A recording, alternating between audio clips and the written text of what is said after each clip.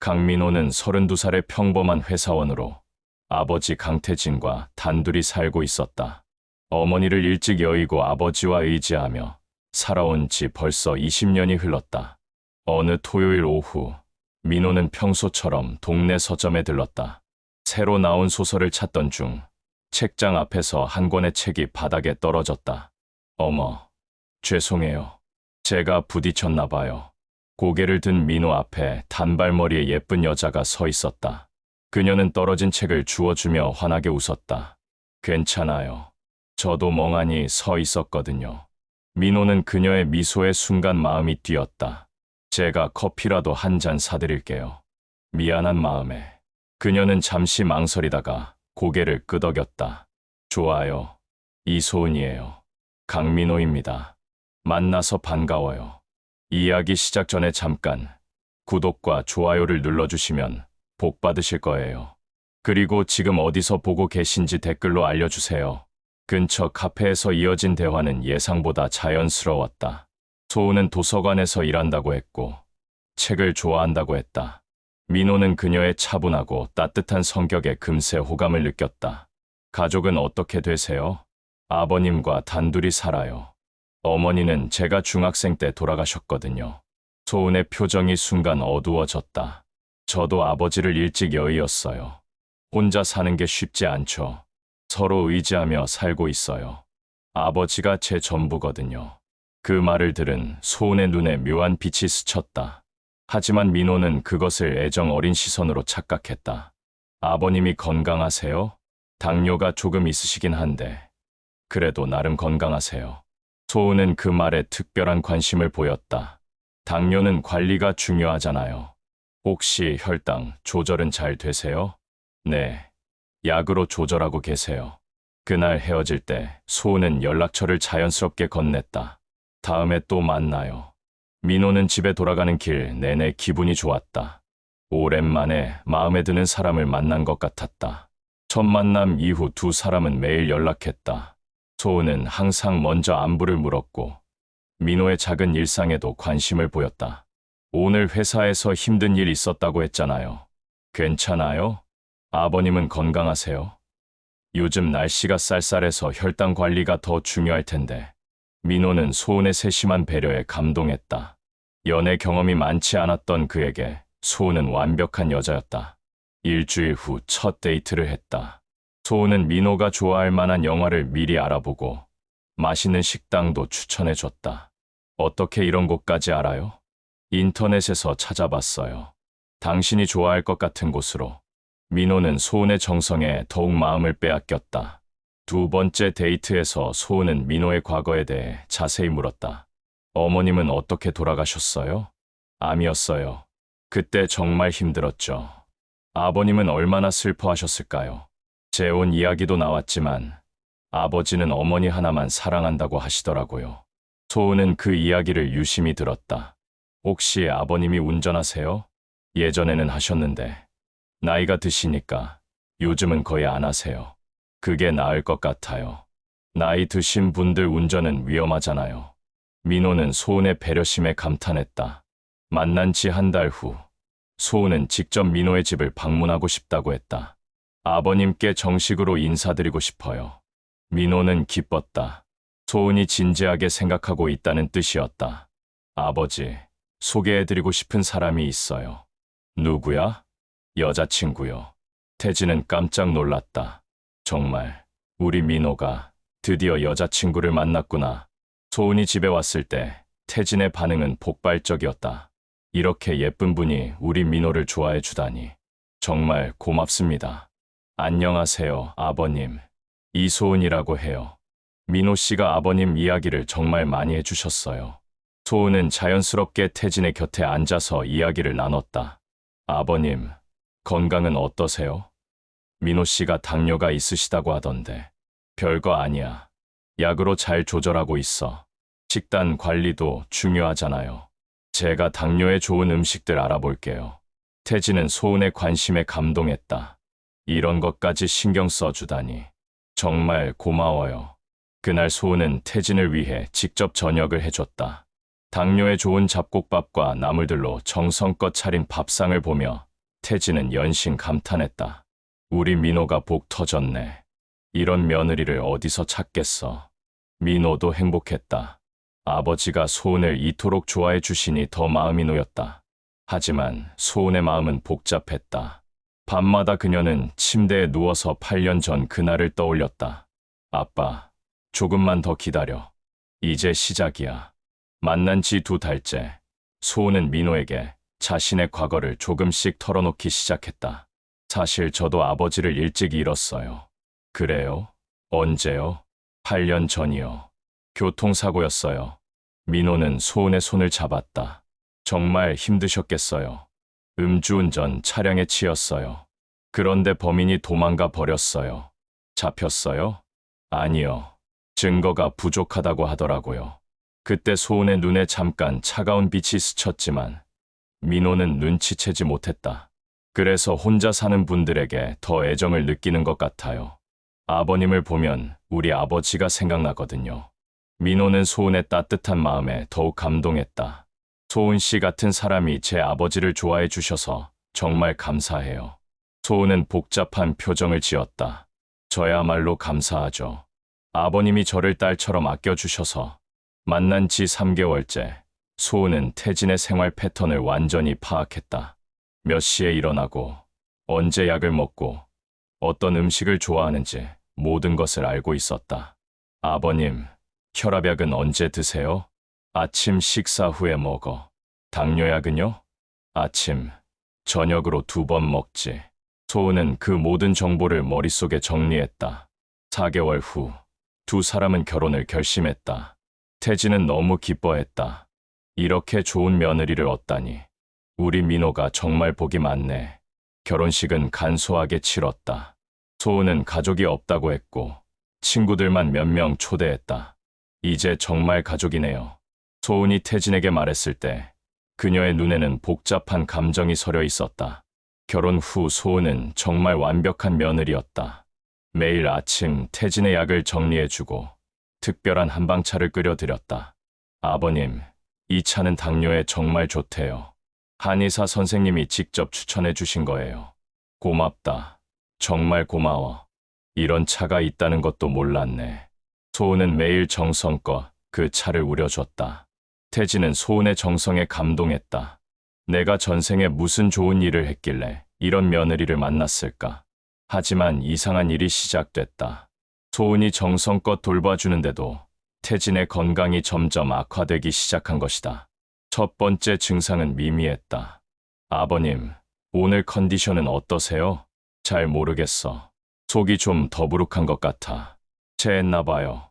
소화제 드릴까요? 고마워. 소은이가 있어서 든든하다. 하지만 일주일 후 증상이 더 심해졌다. 아버님, 얼굴이 안 좋아 보여요. 자꾸 속이 메스꺼워서 말이야. 뭘 먹어도 토할 것 같고. 병원에 가보시는 게 어떨까요? 소은은 걱정스러운 얼굴로 태진을 병원에 데려갔다. 의사는 고개를 갸우뚱했다. 특별한 이상은 없어 보이는데요. 혈당 수치도 나쁘지 않고 나이 때문인 것 같습니다. 그럼 괜찮은 거네요. 네. 며칠 더 지켜보시고 증상이 계속되면 다시 오세요. 하지만 태진의 상태는 나아지지 않았다. 오히려 더 나빠졌다. 아버님, 식사는 하셨어요? 입맛이 없어서 잘 못 먹겠어. 그래도 조금이라도 드셔야죠. 소은은 태진을 위해 죽을 끓여줬다. 하지만 태진은 몇 숟가락 먹고는 그만뒀다. 토할 것 같아. 민호는 점점 불안해졌다.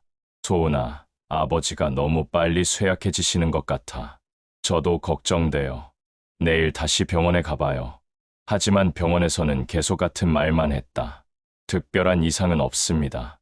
조금 더 지켜보시죠. 한 달이 지나자 태진의 상태는 더욱 심각해졌다. 체중이 눈에 띄게 줄었고 기력도 없어 보였다. 아버지, 정말 괜찮으세요? 잘 모르겠어. 몸이 자꾸 나른하고. 큰 병원에 가서 정밀검사를 받아보시는 게 어떨까요?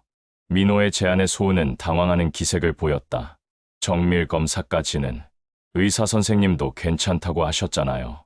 하지만 아버지 상태가 이상해요. 조금 더 지켜봐요. 스트레스 받으시면 안 좋잖아요. 그런데 소은은 밤마다 작은 노트에 뭔가를 적고 있었다. 8월 5일 3티스푼 메스꺼움 시작. 8월 12일 4티스푼 식욕 저하. 8월 19일 5티스푼 체중 감소. 8월 26일 6티스푼 기력 저하. 어느 날 민호는 우연히 화장실에서 나오다가 소은이 그 노트에 뭔가를 적는 모습을 봤다. 뭐 써요? 소은은 깜짝 놀라며 노트를 덮었다. 아무것도 아니에요. 뭔데요? 보여주세요. 정말 별거 아니에요. 민호는 의심스러웠지만 더 이상 묻지 않았다. 하지만 며칠 후 소은이 샤워하는 사이 민호는 그 노트를 찾아봤다. 내용을 보자 등골이 오싹해졌다. 이게 뭐지? 마치 실험 일지 같은데. 노트에는 날짜별로 뭔가의 양과 태진의 반응이 기록되어 있었다. 마치 누군가에게 독을 먹이고 관찰하는 것처럼 보였다. 의심이 든 민호는 소은에게 조심스럽게 물어봤다. 그 노트가 뭐예요? 그건 아버님 건강 상태를 체크하는 거예요. 병원에 가실 때 의사 선생님께 설명드리려고요. 설명은 그럴듯했지만 민호의 불안감은 사라지지 않았다. 왜 이런 식으로 적어요? 정확하게 기록해야 의사 선생님이 이해하시기 쉽잖아요. 하지만 민호는 뭔가 이상하다는 느낌을 지울 수 없었다. 그날 밤, 민호는 중대한 결정을 내렸다. 거실에 작은 카메라를 설치하기로 한 것이다. 아내를 의심하는 내가 이상한 건가? 하지만 뭔가 이상해. 카메라는 소파 뒤쪽에 작고 눈에 띄지 않게 설치했다. 며칠 후, 충격적인 장면이 촬영됐다.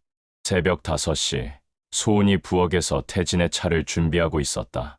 그런데 그녀는 차에 알 수 없는 가루를 넣고 있었다. 이제 얼마 남지 않았어.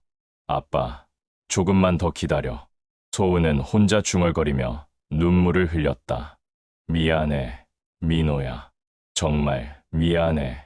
민호는 그 영상을 보고 혼란에 빠졌다. 소은이 정말 아버지에게 독을 먹이고 있다는 것인가? 민호는 그 가루가 무엇인지 알아보기 위해 며칠 동안 인터넷을 뒤졌다. 그리고 충격적인 사실을 알아냈다. 그것은 특정 식물에서 추출한 독성 물질이었다. 조금씩 섭취하면 서서히 간 기능을 파괴하는 무서운 독이었다. 말도 안 돼. 소은이가 아버지를 독살하고 있다는 거야? 민호는 머리가 하얘졌다. 그렇게 따뜻하고 착한 아내가 어떻게 이런 일을 할 수 있을까? 하지만 증거는 확실했다.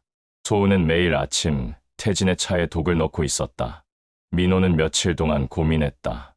경찰에 신고해야 할지 아니면 소은을 직접 추궁해야 할지 알 수 없었다. 그런데 더 놀라운 일이 벌어졌다.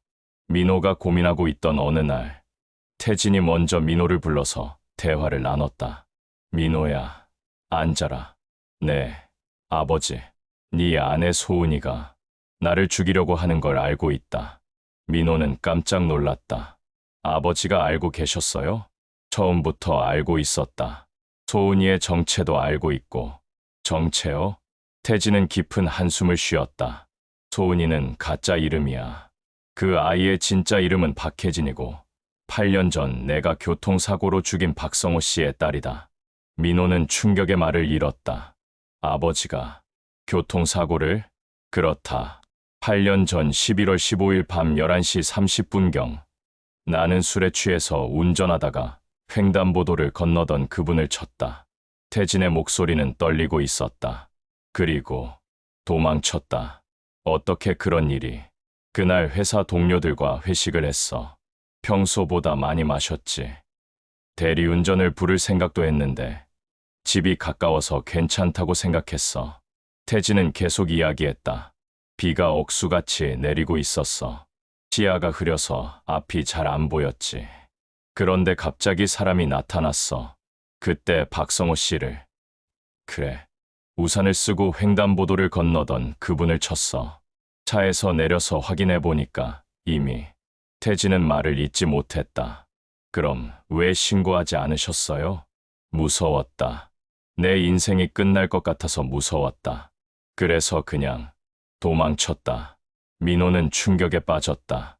아버지가 뺑소니범이었다는 것도 놀라웠지만 그것을 8년 동안 숨기고 있었다는 것도 믿기 어려웠다. 8년 동안 어떻게 사셨어요? 하루도 편히 잔 적이 없었어. 그분의 딸이 나를 찾아와서 복수하려고 한다면 그게 내가 받아야 할 벌이라고 생각했다. 그럼 혜진이가 아버지를 독살하려고 하는 걸 알면서도 가만히 있으신 거예요? 죽음이 두렵지 않다. 오히려 그동안 짊어지고 살아온 죄책감에서 벗어날 수 있을 것 같아서. 민호는 혼란스러웠다. 아버지의 과거도 충격적이었지만 아내의 복수도 이해가 됐다. 그럼 이제 어떻게 해야 해요? 모르겠어. 하지만 혜진이를 원망하지는 않는다. 아버지를 잃은 딸의 마음을 어떻게 원망하겠냐. 그날 밤, 민호는 잠을 이룰 수 없었다. 아내가 복수를 위해 자신에게 접근한 것인지 아니면 진짜 사랑하는 것인지 알 수 없었다. 며칠 후, 민호는 결국 소은을 직접 추궁하기로 결심했다. 당신이 박혜진이죠? 소은은 순간 경직됐다가 차분하게 대답했다. 언제부터 알았어요? 카메라를 설치했어요. 당신이 아버지 차에 독을 넣는 걸 봤어요. 소은은 쓸쓸하게 웃었다. 이제 끝났네요. 왜 그런 거예요? 왜 복수를 하려고 하는 거예요? 소은은 눈물을 흘리며 8년 전의 이야기를 털어놓았다. 8년 전 11월 15일 밤, 제 아버지는 야근을 마치고 집에 오시는 길이었어요. 그때 우리 아버지가, 맞아요. 아버지는 항상 조심스럽게 건너셨어요. 그날도 마찬가지였죠. 신호를 확인하고 좌우를 살피고 건너셨어요. 혜진의 목소리는 분노와 슬픔이 섞여 있었다. 그런데 갑자기 차가 나타났어요. 술 냄새를 풍기면서. 그래서 복수를 계획한 거군요. 처음에는 그냥 죽이려고 했어요. 칼로 찔러 죽이거나 독을 한 번에 많이 먹여서 죽이려고 했어요. 민호는 소름이 돋았다. 하지만 그러면 너무 쉽게 끝나잖아요. 우리 아버지는 길바닥에서 1시간 동안 고통스럽게 죽어가셨는데, 그래서 서서히 죽이기로 한 거군요. 결혼해서 가족이 된 다음 매일 조금씩 독을 먹여서 서서히 고통스럽게 죽이려고 했어요. 민호는 가슴이 아팠다. 그럼 나와의 결혼도 다 계획이었던 거예요? 혜진은 한참을 망설였다. 처음에는 그랬어요. 그럼 지금은? 지금은 모르겠어요. 혜진은 울기 시작했다. 이렇게 될 줄 몰랐어요. 복수만 생각하고 8년을 살았는데 당신을 만나고 나서부터 모든 게 흔들렸어요. 어떻게 흔들렸어요? 당신을 사랑하게 되어 버렸어요. 정말 사랑하게 되어 버렸다고요. 민호는 혼란스러웠다. 그럼 복수를 그만두는 거예요? 모르겠어요. 정말 모르겠어요. 매일 밤 잠을 못 자요. 아버지 생각하면 복수를 계속해야 할 것 같고, 당신 생각하면 그만둬야 할 것 같고. 혜진은 계속 울었다. 아버지를 독살하는 게 맞는 건지 아닌 건지 모르겠어요. 당신을 속이고 있다는 죄책감에 미칠 것 같아요. 민호도 복잡한 심정이었다. 혜진의 복수심은 이해가 됐지만 아버지를 죽이려는 것은 용서할 수 없었다. 혜진 씨, 복수한다고 해서 당신 아버지가 돌아오는 건 아니에요. 그런 걸 모를 것 같아요. 하지만 그것 말고는 달리 방법이 없어요. 다른 방법도 있을 거예요. 8년 동안 찾아봤어요. 법적으로도 해결할 수 없었고, 당신 아버지는 잘 살고 있었어요. 혜진은 분노에 찬 목소리로 말했다. 8년 동안 우리 아버지 기일에도 찾아오지 않았어요. 한 번도 사과하지 않았어요. 민호는 할 말이 없었다. 아버지의 잘못이 컸다. 하지만 이렇게 복수하는 것도 옳지 않아요. 그럼 어떻게 하라는 거예요? 그냥 용서하라는 거예요? 두 사람은 밤새 이야기했다. 서로를 사랑하지만 풀리지 않는 문제 때문에 괴로워했다. 당신을 만나기 전까지는 복수만 생각했어요. 하지만 지금은 당신까지 잃을까봐 두려워요. 저도 혼란스러워요. 아버지의 잘못도 알겠고, 당신 마음도 이해해요. 하지만 복수는 아니잖아요. 그럼 저는 어떻게 살아야 해요? 8년 동안 복수만 생각하고 살았는데, 그때 혜진이 털어놓은 이야기는 더욱 충격적이었다. 사실 저도 몇 번 자살하려고 했어요. 뭐라고요? 아버지가 돌아가신 후에 우울증이 심해졌어요. 혼자 남겨진 게 너무 무서웠어요. 혜진은 떨리는 목소리로 계속했다. 고등학교 때 손목을 그었어요. 하지만 병원에서 살려줬어요. 그때는 왜 복수할 생각을 못 했거든요. 그냥 아버지가 그리워서 따라 죽고 싶었어요. 그럼 언제부터 복수를 생각한 거예요? 대학교 1학년 때였어요. 우연히 당신 아버지를 봤어요. 길에서 웃으면서 걸어가는 걸 봤어요. 혜진의 눈에 분노가 서렸다. 우리 아버지를 죽여놓고 아무렇지도 않게 잘 살고 있더라고요. 그때 복수를 결심했어요. 민호는 가슴이 아팠다. 6년 동안 계획했어요. 당신 아버지의 모든 걸 조사했어요.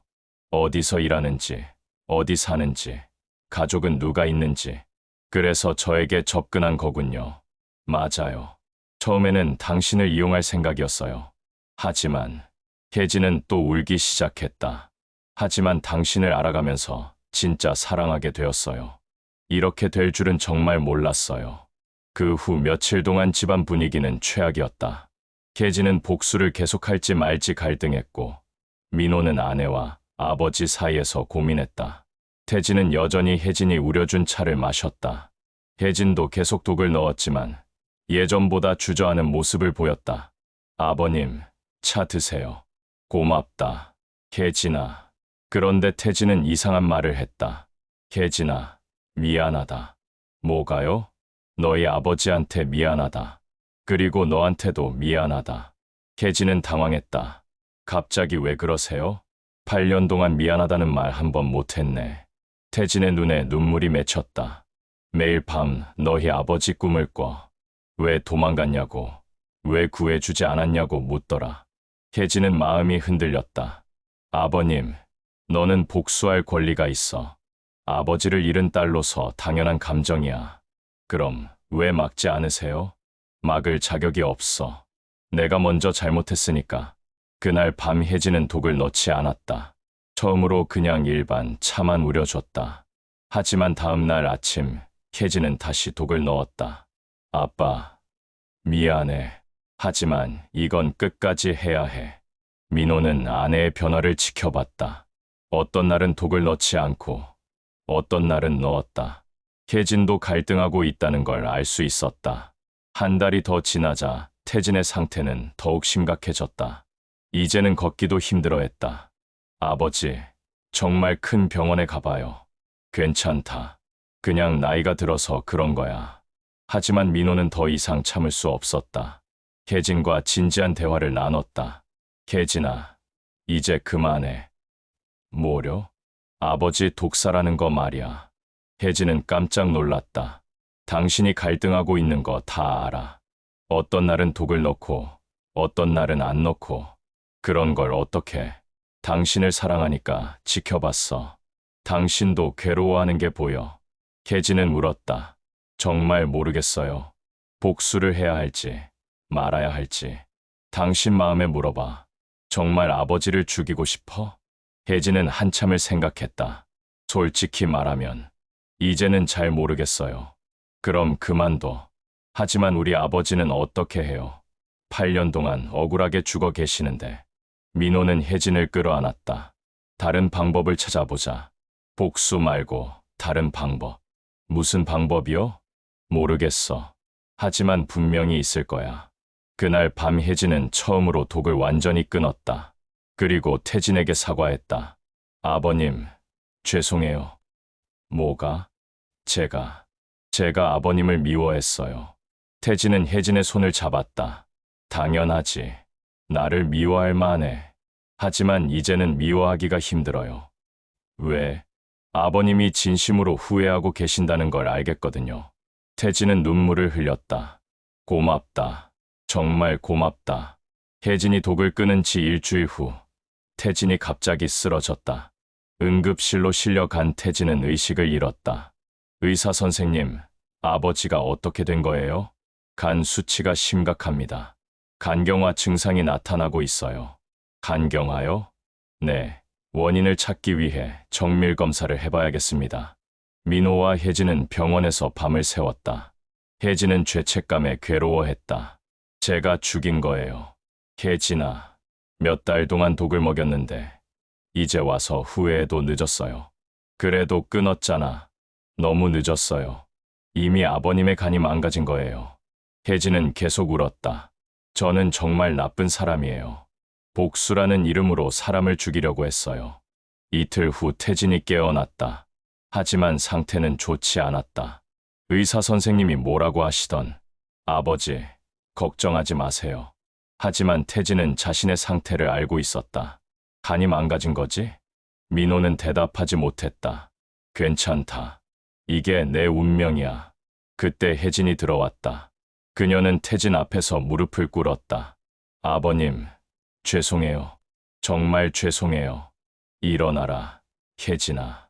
저는 정말 나쁜 사람이에요. 아버님을 독살하려고 했어요. 태진은 혜진을 일으켜 세웠다. 너를 원망하지 않는다. 어떻게 원망하지 않으세요?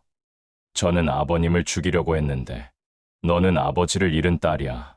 복수하고 싶은 마음, 나는 이해한다. 혜진은 더욱 울었다. 하지만 이제는 후회돼요. 정말 후회돼요. 후회한다는 건 네가 변했다는 뜻이야. 태진은 혜진의 손을 잡았다. 혜진아, 너희 아버지한테 전해줄 말이 있어. 뭐요? 정말 미안하다고 해줘. 8년 동안 미안하다는 말 한 번 못했다고. 그리고 내가 이렇게 훌륭하게 자란 걸 보니 너희 아버지가 얼마나 훌륭한 분이었는지 알겠다고.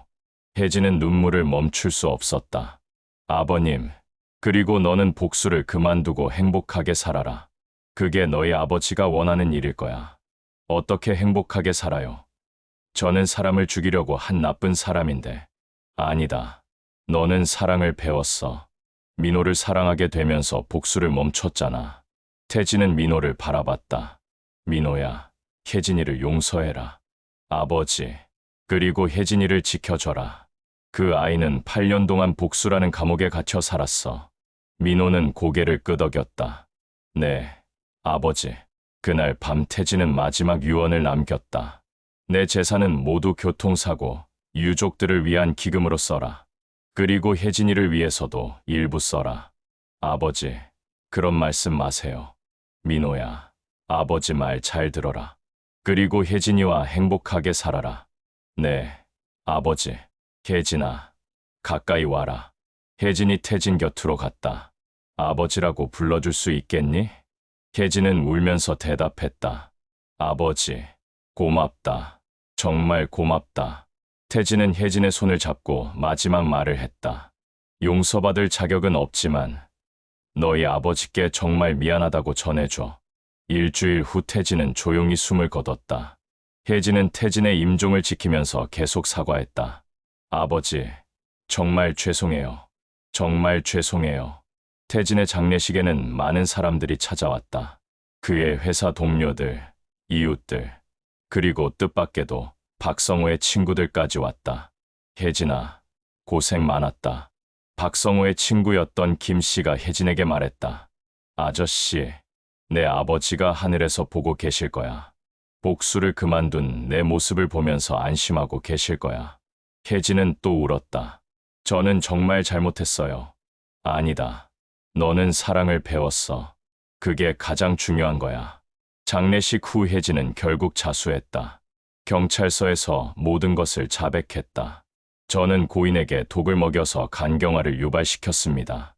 경찰은 혜진의 동기와 과정을 자세히 조사했다. 그리고 혜진의 진심 어린 후회를 인정했다. 재판에서 혜진은 마지막 진술을 했다. 저는 8년 동안 복수만 생각하고 살았습니다. 복수가 저를 자유롭게 만들어 줄 거라고 생각했습니다. 혜진의 목소리는 떨리고 있었다. 하지만 복수는 저를 더 큰 감옥에 가두었습니다. 매일 밤 악몽을 꾸고 죄책감에 시달렸습니다. 그럼 언제 깨달았습니까? 남편과 시아버지를 알아가면서부터입니다. 진정한 자유는 복수가 아니라 용서에서 나온다는 걸 깨달았습니다. 판사는 혜진에게 징역 2년에 집행유예 4년을 선고했다. 피고인이 진심으로 반성하고 있고 피해자, 가족이 용서를 구하는 점을 참작했습니다. 재판이 끝난 후 민호와 혜진은 1년간 헤어져 지내기로 했다. 서로에게 시간이 필요했다. 1년 후에 다시 만나요. 네.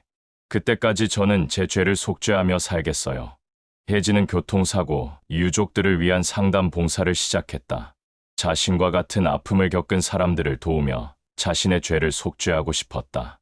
저도 아버지를 교통사고로 잃었어요. 8년 동안 정말 힘들었죠. 어떻게 극복하셨어요? 복수보다는 용서가 답이라는 걸 깨달았어요. 쉽지 않지만 그것만이 진정한 치유의 길이에요. 민호는 아버지의 유언에 따라 교통사고, 피해자, 지원재단을 설립했다. 매년 수십 명의 유족들을 도왔다. 아버지, 이렇게 하는 게 맞죠? 민호는 매일 아버지의 묘소를 찾아가서 안부를 전했다.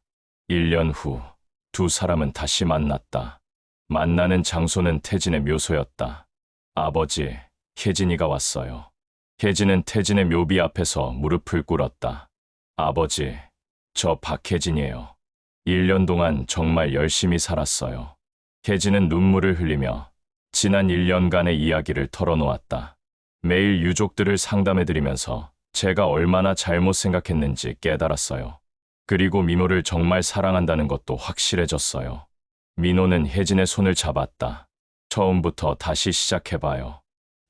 네, 이번에는 진짜 사랑으로 시작해요. 2년 후, 두 사람은 다시 결혼식을 올렸다. 이번에는 진정한 사랑으로 시작하는 결혼이었다. 당신을 만나서 진정한 사랑이 뭔지 배웠어요. 저도요. 복수보다 사랑이 더 강하다는 걸 배웠어요. 혜진은 여전히 교통사고, 유족 상담을 계속했고, 민호는 재단 운영에 전념했다. 우리가 이렇게 사는 게 아버님들이 원하시는 일일 거예요. 네, 복수가 아니라 사랑으로 세상을 바꾸는 거요. 5년이 지난 지금 두 사람에게는 딸이 하나 있다. 이름은 태은이다. 태진의 태자와 소은의 은자를 따서 지었다. 태은아, 할아버지는 정말 좋은 분이셨단다. 진짜 할아버지도 다른 할아버지도 모두 좋은 분들이셨어. 혜진은 딸에게 용서의 소중함을 가르치고 있다. 엄마는 예전에 잘못된 생각을 했었어. 하지만 사랑이 모든 걸 바꿔줬단다. 복수는 결코 우리를 자유롭게 만들어주지 않는다. 오히려 더 깊은 어둠 속으로 밀어넣을 뿐이다. 진정한 자유는 용서에서 나온다. 남을 용서하고 자신을 용서할 때 비로소 우리는 과거의 아픔에서 벗어날 수 있다. 혜진과 민호의 이야기는 복수가 아무것도 해결해주지 않는다는 것을 보여준다. 오직 사랑과 용서만이 진정한 치유를 가져다준다. 때로는 용서가 세상에서 가장 어려운 일이다. 하지만 그것만이 우리가 진정으로 행복해질 수 있는 유일한 길이다. 원한과 복수심은 독과 같다. 다른 사람을 해치려고 만들지만 결국 자신을 더 깊이 상처 입힌다. 하지만 용서는 치유제와 같다. 상처받은 마음을 어루만져주고 새로운 희망을 심어준다. 여러분은 어떻게 생각하시나요? 혹시 용서하지 못하고 있는 일이 있다면 오늘 한번 용서해보는 건 어떨까요? 복수와 용서에 대한 여러분의 경험이나 생각을 댓글로 남겨주세요. 이런 이야기가 도움이 되었다면 구독과 좋아요 부탁드려요. 감사합니다.